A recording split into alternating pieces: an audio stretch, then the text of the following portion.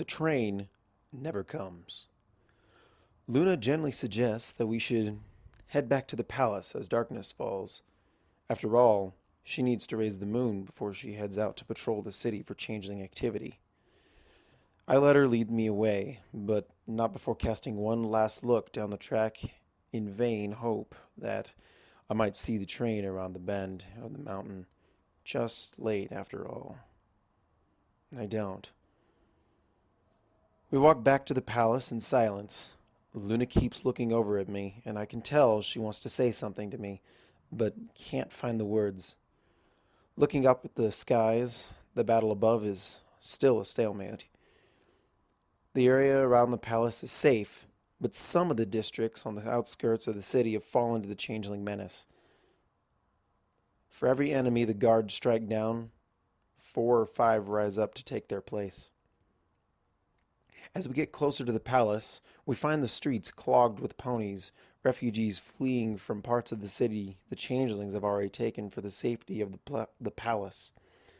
Luna lifts me onto her back and soars over the crowd, already stretching nearly a block and a half from the front gates and growing even as we watch.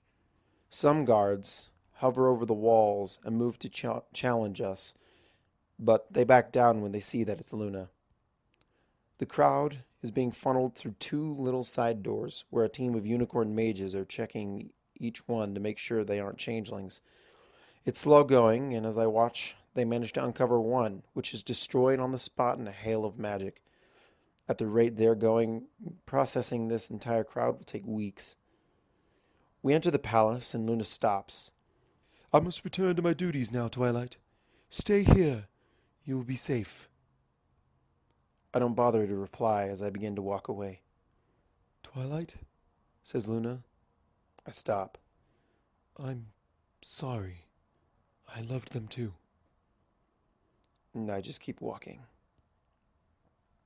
When I reach the great hall, Celestia is pacing back and forth, all hints of regal bearing and composure forgotten. Seeing her this way only makes everything else about the situation feel that much more unreal. Twilight, where are... She trails off as she realizes that I'm alone. So alone. I shake my head. Oh, Twilight, I'm so sorry, she says as she walks over to give me another hug. As if that would fix anything. I step forward, shoving her away, and she rears back from me. I try to speak, but it takes a few tries before anything comes out. Did you fix the elements? I'm finally able to get out.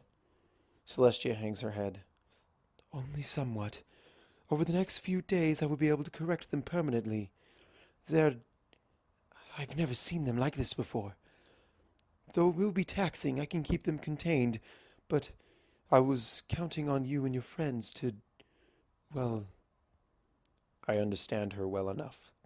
To fix everything for her again is the phrase she's looking for. I look up at her and want to scream at her, to condemn her for everything my friends have suffered. I just want to blame Simponi for everything that's happening, so I can stop blaming myself. They're gone, is all I can say. A million pictures are raging in my mind. Thousands of possible ends that they might have suffered, most of them horrible. Because I invited them to come here on the worst day I could have possibly chosen. My fault they suffered.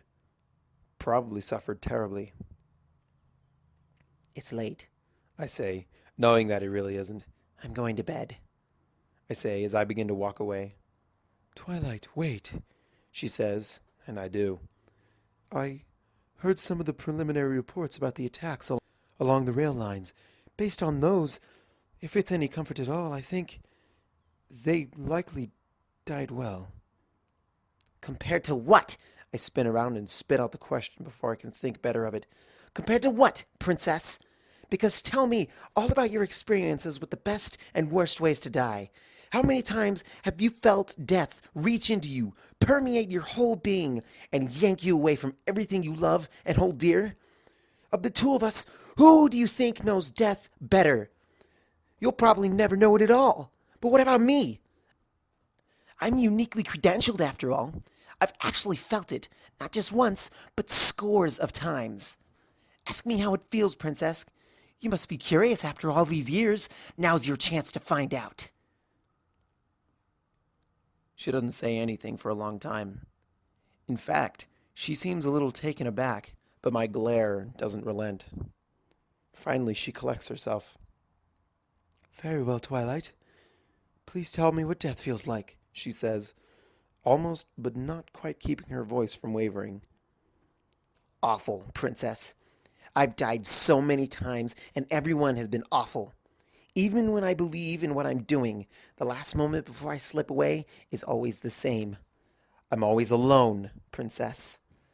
No matter what I do, or why I do it, or where I am in that last moment before I slip away, I always feel completely alone. More alone than I've ever been. I walk back up to her and lean in close. All my friends died alone. I've never seen the princess shaken this badly. I don't wait for her to recover. I'm so tired, I turn away and leave to find a place to rest. I don't even make it to the quarters I usually use here in the palace. I find an out-of-the-way room and lay down on the couch. Technically, I haven't slept for weeks, and right now I can feel every minute of it. I'm out cold before my head even hits the pillow. My dreams are vague but intense impressions. Flashes of my time with my friends and all the times I've died all mixed together. Everything is tinged with regret and fear. After what seems like only a few moments, I'm being shaken by some guard. Good morning, Miss Twilight. The princess asked me to see how you were feeling, Says the guard. It would be rude to tell him to go run himself through his own spear, wouldn't it? I only groan. The princess probably needs to talk to me. Canterlot is under siege and thousands of ponies need my help. I'm not so petty that I would leave them hanging. What would Rainbow Dash think of me if I did? Nothing, because she's dead. The thought comes unbidden, but is immediately followed by more guilt for what happened to her, and all of my other friends. I invited them here. It's my fault they were on the train in the first place. I should have been there with them. I should have died there with them, and gone on to whatever comes next. What does come next? I've never really thought about that before.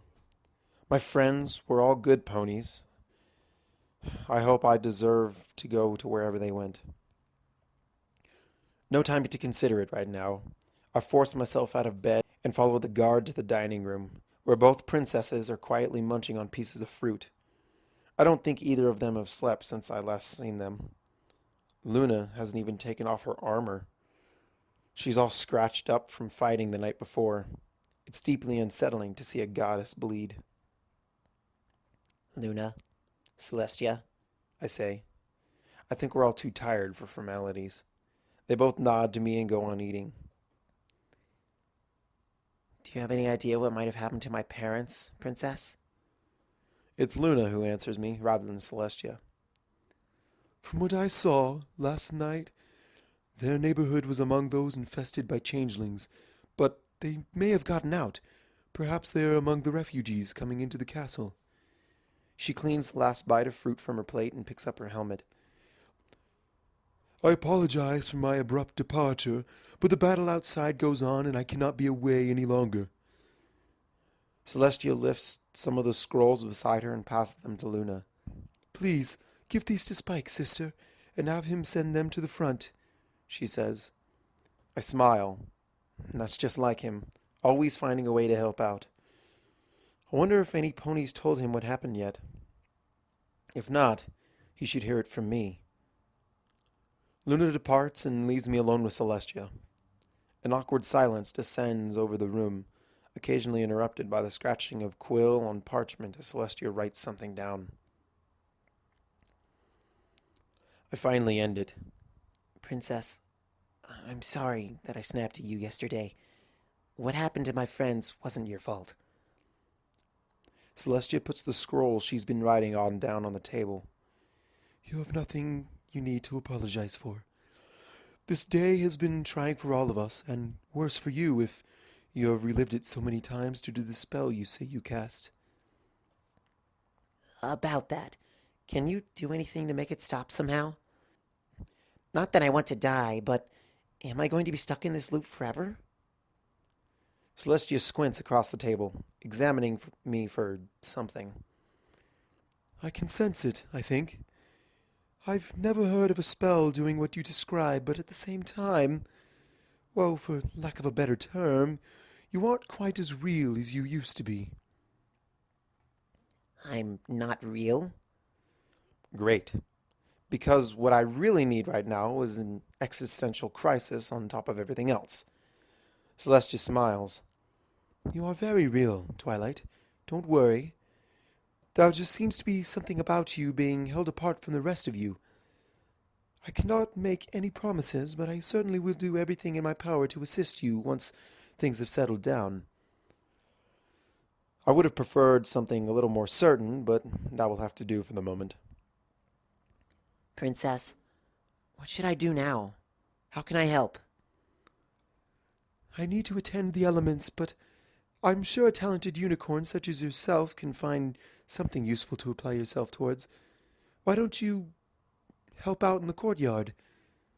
You must have picked up quite a bit of practice spotting changelings by now. Put it to good use. Don't leave the castle grounds. We'll meet back here for dinner this evening. That sounds perfect. A task to help me keep my mind busy, see Spike, and maybe spot my parents.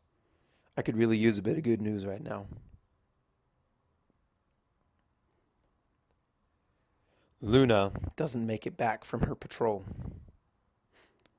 Reports from some of the other guards say that there was an ambush. Hundreds upon hundreds of changelings leapt out from every direction at once, through alleys, windows, rooftops, even up from the sewers. There was panic and confusion as Luna tried to hold the ranks, but even she was overwhelmed by the sheer numbers. There wasn't even a body left to recover, just the bloody and twisted remains of what had been her glorious silver armor. The mood in the palace is subdued, to say the least. News and rumor intertwine as ponies tell one another what they know and what they've heard. Some of them refuse to believe it. If I hadn't heard it straight from one of the two guards who was there, I wouldn't have believed it myself. The changelings left two guards alive intentionally. They wanted us to know. It's after 10 at night, or what should be night, but the sun still hangs in the sky. I find Celestia on the balcony outside her bedroom, just staring straight up into it. Now I'm the one with nothing to say. I just sit with her. I said plenty last night. I have never, ever regretted anything as much as I regret saying what I did. It's echoing through her head right now. I can tell. I wasn't ever supposed to raise the moon again, Twilight, she says. Maybe as a favor, or if she was sick, but not because she was gone. I waited so long for her to come back, and I only had her again for 3 years. I know, I say, leaning against her. She isn't soft and yielding like she usually is. She's rigid, every muscle fiber in her body stretched taut. It's not real yet in my head. As long as the sun's still up, I can tell myself she's just running late. Probably overslept again. That's so like her. When I do this, then it will be real. I just wanted a few more minutes just to hold on a little bit longer. Selfish, right? No, it isn't. Every pony understands. Take as long as you need. Celestia's horn glows, and without any fanfare or glory, the sun sets and the moon rises. I turn to look into Celestia's eyes, and I get to watch something inside of her just sputter out and die. Without a word, she stands and turns to go. I follow her. I really don't think she should be alone right now. We go towards the stairs and through the throne room. through the main hall, and down again into the dungeon. The guards scatter as Celestia walks up to the only cell that holds a prisoner and opens it. Hello, princess. Come to talk? Asks Chrysalis. She's bound in heavy chains against the wall, but from her smug grin, you would think she was right where she wanted to be. Maybe she is. I see you've even brought your little pet student. How's my invasion going? You don't have to tell me if you don't want to. I can feel everything my swarm is doing out there. I'm probably better informed than you are. You won't win, Chrysalis. We'll push you out of our city. We'll wipe out every last one of you. You lost the minute Twilight uncovered what was supposed to be your surprise attack, she says, with a confidence she can't possibly feel. Even if we can't do it alone, my reinforcements are already on their way. Which ones will get here first, do you think? Asks Chrysalis. The battalion from Trottingham coming from the north, or the one from Manhattan approaching from the west? I'd say they're both about 3 days away, maybe 2 if they hurry. You don't really think that Canterlot is the only city my children have infiltrated, do you? It doesn't matter if you know they're coming. They'll crush you. Chrysalis's smile fades. Yes, I don't deny you have the advantage in the matchup. But if it looks like we're losing, what do you think we'll do to the city before we go? We haven't killed very many ponies yet, in the grand scheme of things. Just enough so the rest would panic. We're keeping most of them nice and snug in cocoons, all wrapped up and ready for transport. We'll take half of this city with us when you force us to retreat. My heart surges. If they aren't killing the ponies they capture, then maybe. Is that hope I taste?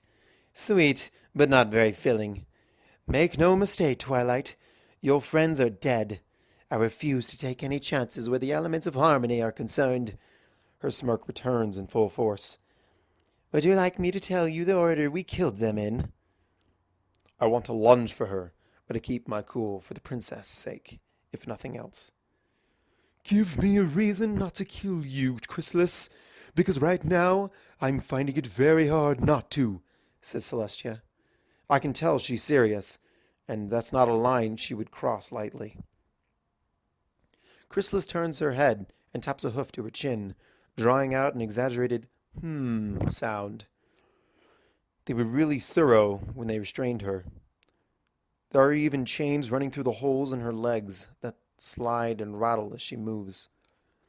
Well, besides the fact that I have several lieutenants, any one of whom is more than capable of taking over command at any moment's notice, if you kill me, you won't even get to hear my offer of surrender. Surrender? You want to surrender? I ask. Well, your princess makes such a compelling case for how doomed I am. Of course, it wouldn't be unconditional, says Chrysalis. What are your terms? Asks Celestia. First, we want to live openly in Equestria. No more hiding in the shadows, trying to stay on the run from your guards. That could be arranged, in principle, if you were to agree to be bound by certain laws and restrictions, says Celestia. I shudder. Who would want to live next door to a changeling? Splendid! See how easy this is? Next, we would get to keep all the ponies we currently have cocooned here in Canterlot. No way! I shout, but Celestia doesn't answer. She can't seriously be considering this, can she? Keep in mind, most of them have been ensnared for nearly a full day now. Plus, well, they say an army marches on its stomach. They've been fed on heavily, far more frequently than most minds can sustain. Most of them likely aren't all there mentally anymore. Celestia still says nothing, so Chrysalis continues. Finally, we want tribute. 100 ponies a year or so. You could pretend we're friends and giving us a gift if you want. That is something you ponies do, right? Absolutely not, Says Celestia, finally drawing the line. I will not barter with my subjects' lives. Think about it. You'll lose far more if you don't agree. You have my answer. Ah, that's a shame. I know how you see us, but I've always thought we could make a good team if we put aside our differences. Your magic and armies, our information gathering and subterfuge abilities. Think of the possibilities. Griffin pride is almost as tasty as pony's love, and I know there's no love lost between you and the Empire. As if I would ever agree to work with you or your hive. Is it the bug thing? If it's a question of aesthetics, we can be flexible on that point. Maybe you'd prefer this form? There's a flash of green magic, and when it clears, it's Luna chained to the wall. I'll even let you call me sister if you want. The temperature in the room spikes, what must be 50 degrees in the space of a single second, and Celestia's eyes ignite with white-hot fury. You dare! Chrysalis just laughs, a cruel laugh that doesn't match the body it's coming out of. Wow, sis, you're spicy when you're angry. Celestia lets out a scream of the rawest agony I've ever heard, and there's a flash of bright white light.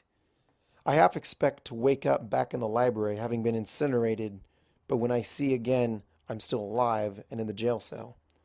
More surprisingly, so is Chrysalis. Celestia has vanished. Oh, that, and she still won't kill me. You ponies are all the same. Pathetic wretches.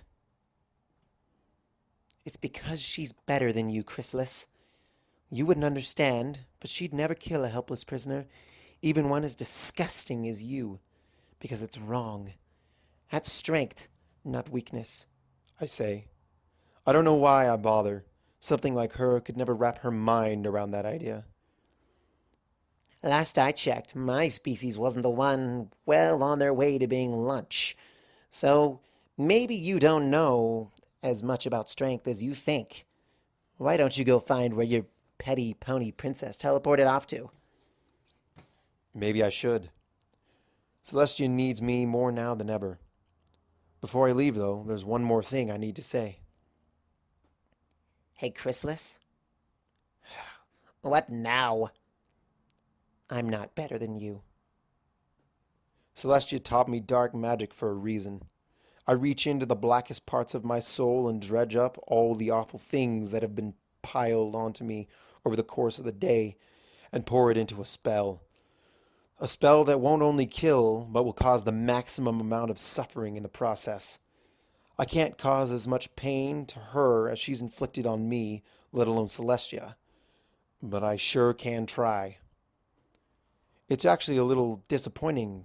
That cacophony of the spell in these tight quarters means I'll never know if she had time to scream or not.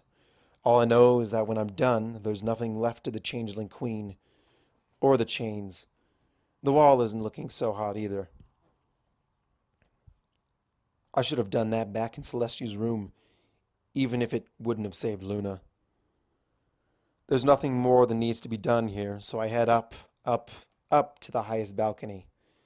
I lean over the railings, and I can see what I think might be my parents' house, the rooftop covered in something organic looking. My mom and dad may well be in there right now, hanging in cocoons from the ceiling of my childhood bedroom. I lean further over and imagine that I can see the wreckage of the train that became my friend's tomb. I lean all the rest of the way over and let go. Even if the elements never explode and we repel the invasion, my world's been destroyed anyway. This future has nothing left for me. That didn't work. I get up with a sigh. As usual, I start to head for Luna's room to wake her up. Halfway there, I stop, so suddenly that a chambermaid walking behind me accidentally bumps into me and drops the stack of towels she was carrying. After apologizing and helping her pick them back up, I wonder what exactly my plan is now. I don't even know if I could get to the train before the attack, much less how I could do it with enough time to wake Luna, save Celestia, and prevent the elements from exploding. Doing the same thing I did last time will only get me to the same result, and that result wasn't acceptable. What would be acceptable? What if I end up in a timeline where my friends and family make it, but half of Canterlot burns? Would I really be fine with that? I turn back towards the library. By the time I've gotten back there, Spike is halfway through reshelving the books I used to cast the spell in the first place. Spike, just leave that for now. Let's go for a walk.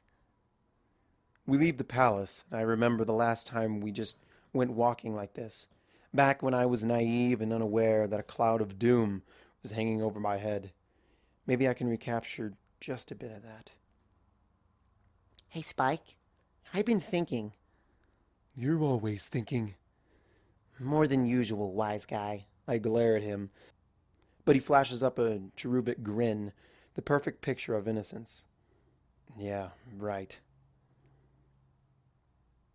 Say something bad was going to happen in Ponyville, and I couldn't save every pony. Do you think that there are some ponies that I would have to save and others I could try to save, but if it didn't work, wouldn't be the end of the world? Not that I don't like them or they aren't important, but if I had to choose. Geez, Twilight, why would you be thinking about something like that? Oh, you know me, always thinking about some crazy idea. But seriously, what do you think? Good. He's taking this seriously. I was worried it might be too weighty for his young mind, but I need some pony to bounce my own thoughts off of. You're Twilight Sparkle. You'll find some way to save every pony. Thanks, Spike, but if I couldn't and I had to choose somebody who would die, how would I do that? You know, if I'd known that Star Swirl had been researching a turn Twilight Sparkle into a total downer spell, I wouldn't have helped you cast it. Spike, would you just be serious for 1 second? I'm trying to have a real conversation with you. I'm being serious. You have to save every pony. Look, some ponies have to be on the list, like the princesses or our friends, right? I nod emphatically. Now we're getting somewhere. Yes, exactly. But take Applejack, for example. You can't save her but not save Big Mac, Granny Smith, and Apple Bloom, right? He asks. I frown, but I see where he's coming from, and I agree. So now you've saved Apple Bloom and Sweetie Belle too, since the same goes for her and Rarity.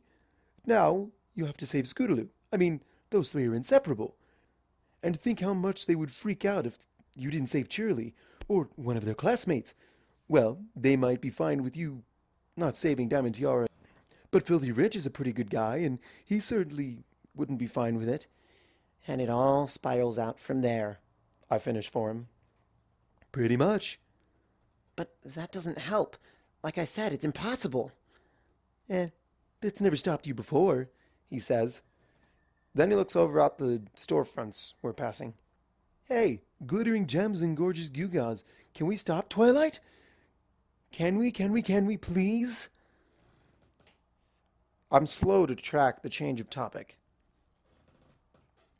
Sure, Spike. You go on ahead. I watch him run towards the jewelry store, thinking about what he just said. From the mouths of baby dragons. Hurry up, Twilight, says Spike. He stops and waits for me to catch up with him. When I do, he doesn't keep going right away. He just stays where he is for a second, looking contemplative. Twilight, if you did have to make a list, I'd be on it, right? Are you kidding? Who do you think I've saved the very first spot for? He brightens up again and dashes into the jewelry store. I join him inside a moment later. The proprietor, Ruby, is a red, shocking, I know, unicorn mare and a friend of ours who's always happy to let Spike take any scraps or filings that are left over after she cuts the raw gemstones into the shapes she needs. The little guy munches them up like popcorn. Naturally, he's a big fan of hers. Hi, Ruby, it's Spike. She chuckles. Really? Are you sure? I think you might be one of those other baby dragons who's always coming to my store. No, it's really me. Wait. Ha ha, Ruby. Very funny.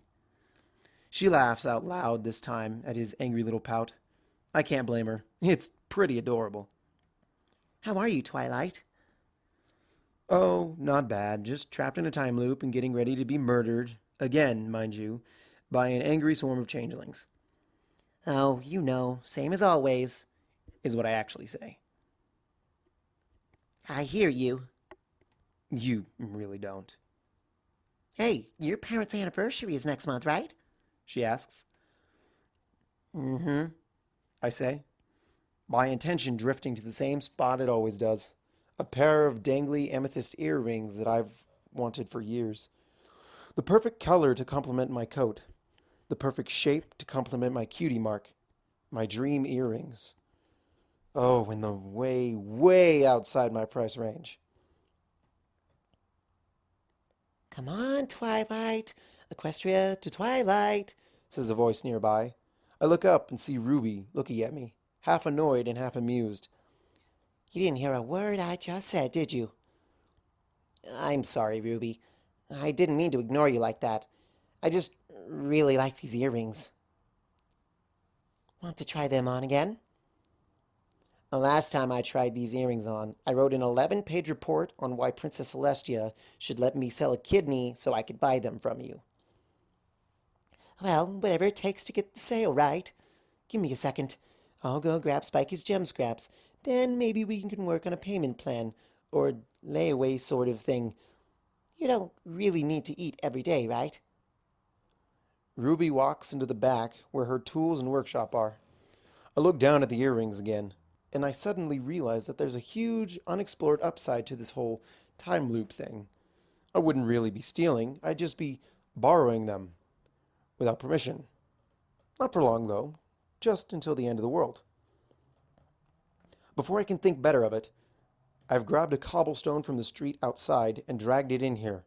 I lift it and bring it down hard on the glass case as Spike watches, gaping. The glass shatters. Hey, what's going on out there? Asks Ruby's voice from the back. In one smooth motion, I scoop up Spike and the earrings in my magic and teleport away to a nearby park. I let Spike down and slip the earrings on, checking my reflection in a nearby pond. Oh, wow. They're even prettier than I remember. Twilight! What the buck was that? Asks Spike. My first instinct is to chide him for his language, but then I realize I probably don't exactly hold the moral high ground right at this moment. You just stole those. Technically, Spike, when you do it during a war or natural disaster, it's called looting. Do you see any war or natural disaster that I don't? He asks, gesturing broadly at our surroundings. There's a mother and her foal having a picnic on the next hill over. Out on the waters of the pond, a duck quacks picturesquely. Well, I figured I'd start early. Avoid the rush. Spike gasps. Oh my goddess! I just figured it out. You cast a time spell. You're asking angsty, hypothetical questions. You're flagrantly disobeying rules and authority like you don't even care about the consequences. My blood runs cold. He couldn't possibly have figured it out. Could he have? That's not a conversation I'm ready to have right now. That spell made you revert to a teenager. Huh. I guess he really couldn't have possibly figured it out. Don't do that, Twilight. Don't dye your mane all black and start calling yourself Darkness Nightshade again. It doesn't sound nearly as cool as you think it does. He begs. Spike, I thought we agreed never to speak of that again, I say. Because, yeah, not my proudest moment. I have to tell the princess, He says. He turns and runs off toward the palace. Darkness Nightshade is a perfectly respectable name in some cultures, I'll have you know. I call after him. He's probably not coming back here. Oh well. I look back down at my reflection. These earrings really do look good on me. Maybe there's something to be said for this whole looting thing. When the changelings arrive, they discover one who would stand up against them. A lavender unicorn in absolutely phenomenal amethyst earrings and a hoofband of intertwined platinum and crystal, wearing a slinky black cocktail dress I thought would make my flank look good. I was wrong about that last bit, though. This dress makes my flank look spectacular. She's also hauling several shopping bags full of things that she may not have, if you want to get really technical, paid for. The changelings think I'm some sort of high society easy target, and 3 of them dive down at me. I'm not sure when exactly they realize their mistake. Maybe it's when I blast one of them on the approach. Or maybe it's when I reach into one of my, for a legally questionable definition of my, shopping bags and pull out the baseball bat that I used to knock the second one out of the sky. Either way, the third one pulls up at the last second before coming around for another pass. That's when I pull out the duct tape. I toss it in the changeling's direction before letting my magic do the rest, unspooling it and wrapping it around the changeling's body and wings. When I suddenly tighten it again, the changeling's dive turns much steeper and it crashes to the ground, stunned. The last thing he sees is me, casually wandering over, baseball bat hovering beside me, before I lift it up to deal the killing blow. Ew. I got changeling splattered all over my new dress. Rarity probably wouldn't approve of accessorizing a dress like this with a baseball bat, but even if she didn't, she'd have to agree that I'm pulling it off. Sticking to the shadows and assaulting changelings that are patrolling 2 or 3 at a time, I rack up a pretty respectable body count. 50 changelings down already. Will it save Equestria? No, most certainly not. Is it satisfying? Oh, you better believe it is. I feel the ground rumble and shake. The time has come. The elements are giving way. I see one more pack of 3. I reach into my bags, almost depleted at this point. Why did I even take a rock climbing harness? I don't rock climb. Who cares? It can be converted into a pretty respectable straitjacket.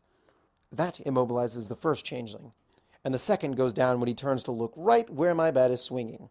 I chance a look up towards the castle, and sure enough, the wall of horrible shiny death is spreading outwards, ready to burn up all of Equestria rather than see it compromised by disharmony. All that's left in my bags is a scrap of egg roll from the mediocre Chinese restaurant I borrowed my dinner from. Tossing it into the air, it catches the changeling's attention and it lunges to grab the morsel. Its lunge to grab it exposes a vulnerable neck. I bring home run. Did I mention that I gave my bat a traditional equestrian name? He's earned it. Down with all my might. I only have a moment before the wall takes me, but it's enough. Score to beat? 53 changelings. The bell over the door to Pony Joe's donut shop jingles as Spike and I walk in.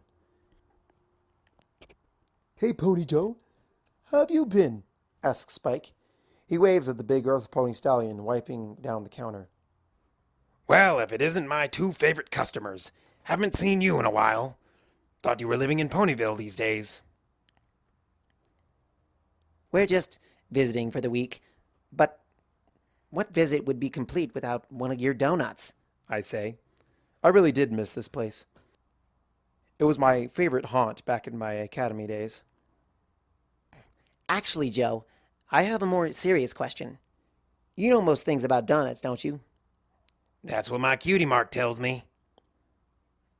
To the best of your knowledge, do you know if there's ever been a toxicological study done to determine the LD50 of frosting and chocolate sprinkles for a mare of my size and weight?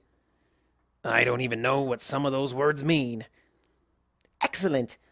Then this will be groundbreaking original research, I say, and open up my saddlebag, removing a piece of parchment and a quill for record keeping. Sure, my notes won't survive, but if I'm really doing this, then I'm doing it right. Joe, I need a random assortment of 4 dozen donuts, and make sure you thoroughly document your selection methodology. Joe rolls his eyes. Whatever you say, Twilight. Coming right up. Spike and I take opposite seats at one of the diner's booths. When I look over at Spike, I'm shocked to see he's actually crying with happiness. Twilight, I don't say this enough to you, but you really are the greatest boss I've ever had. Spike, I'm the only boss you've ever had.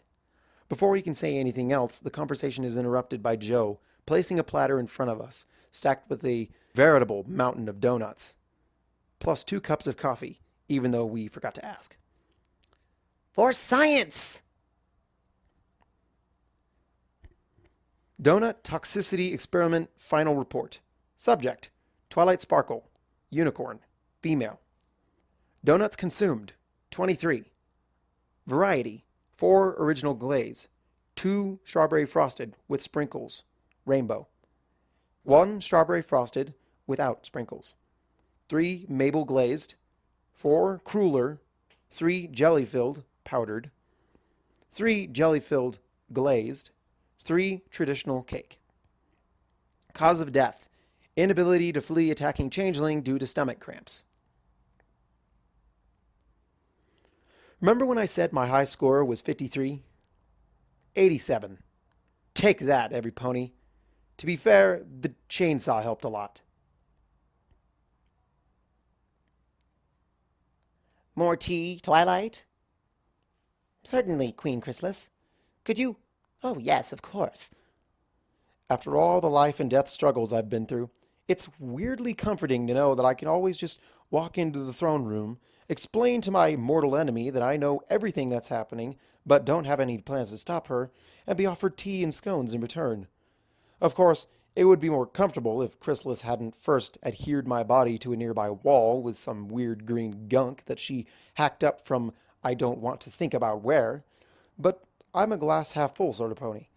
It's not like I can really expect her to trust me, and if things start to turn really bad, I can just teleport away. The Queen levitates a cup up to my face so I can lean forward and take a sip. It's good tea.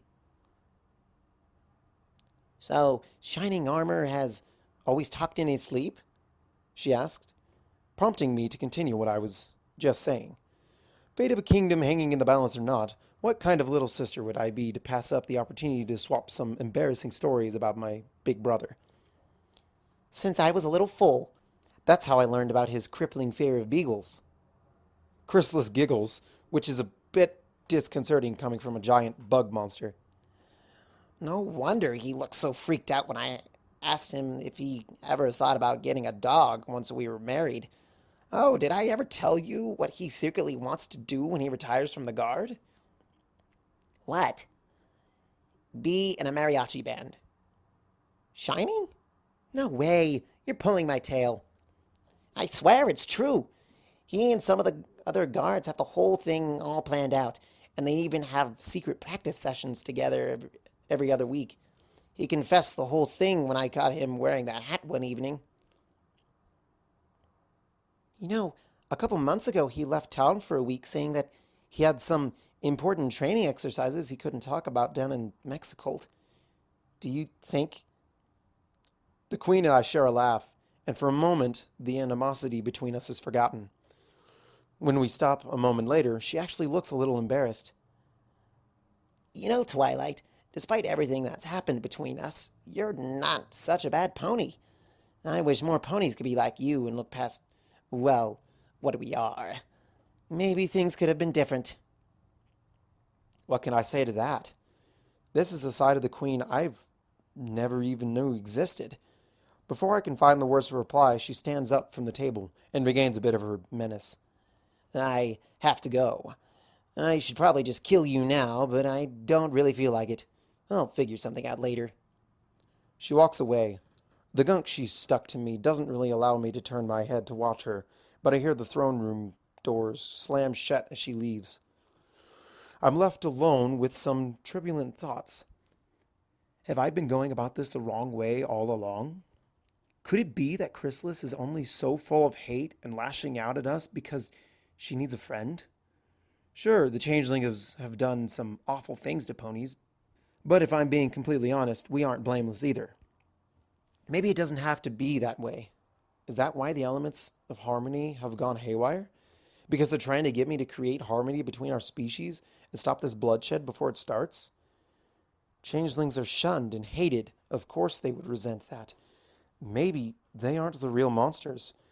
Maybe the real monsters are us. My epiphany is interrupted when Chrysalis's face pops back into my field of vision. Hi again. So, I did some thinking and changed my mind about the whole not killing you thing. Just thanks for the chat, but I'm just gonna go ahead and lay some eggs in your brain now. Or maybe not. I've been staring at my parents' front door for the last 10 minutes. Pretty dumb to waste time like that. I've only got about an hour before the changelings get to the city. I shouldn't be wasting it.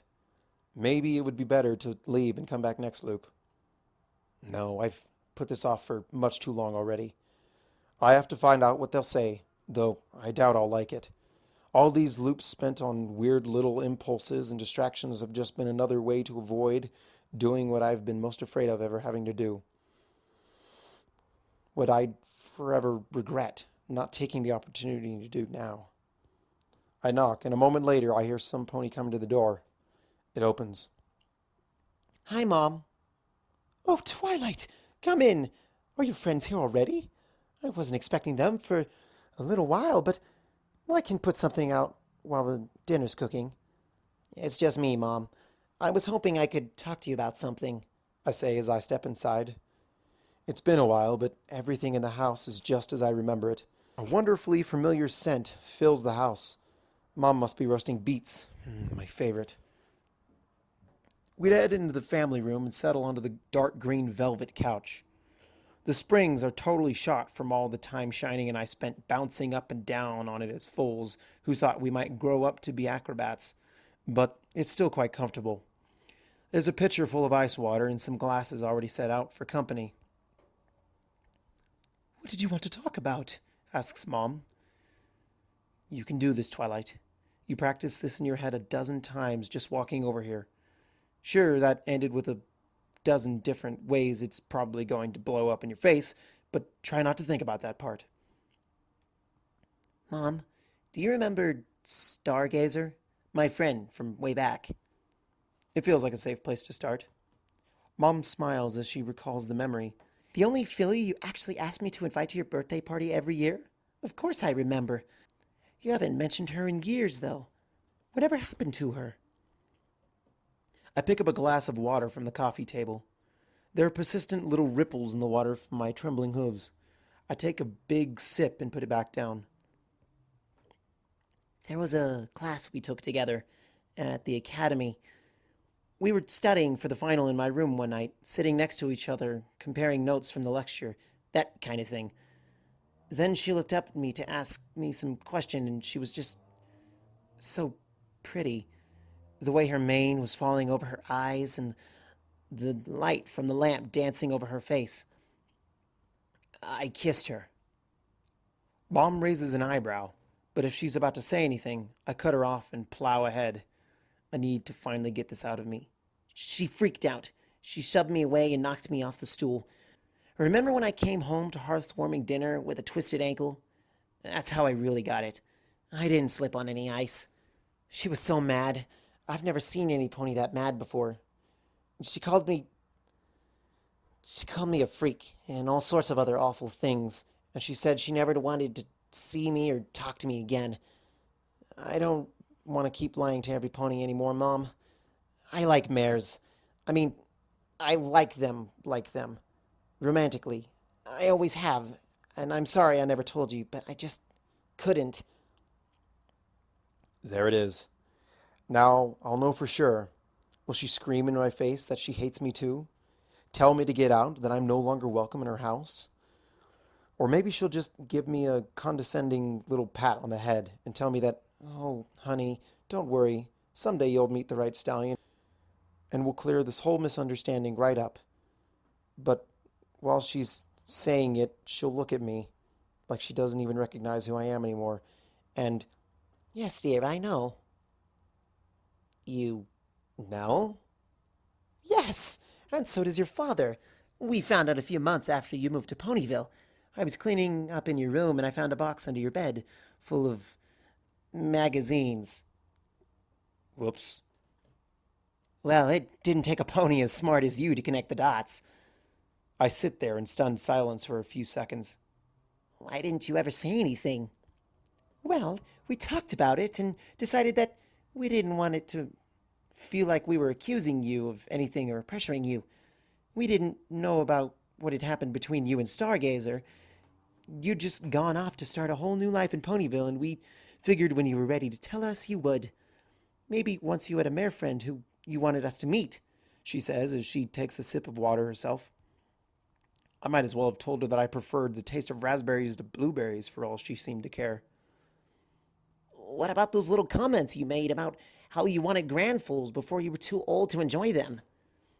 I still do, but I hear they're doing some incredible things with magic these days. Plus, with 2 uteruses, you'd be able to give me twice as many, right? Mom!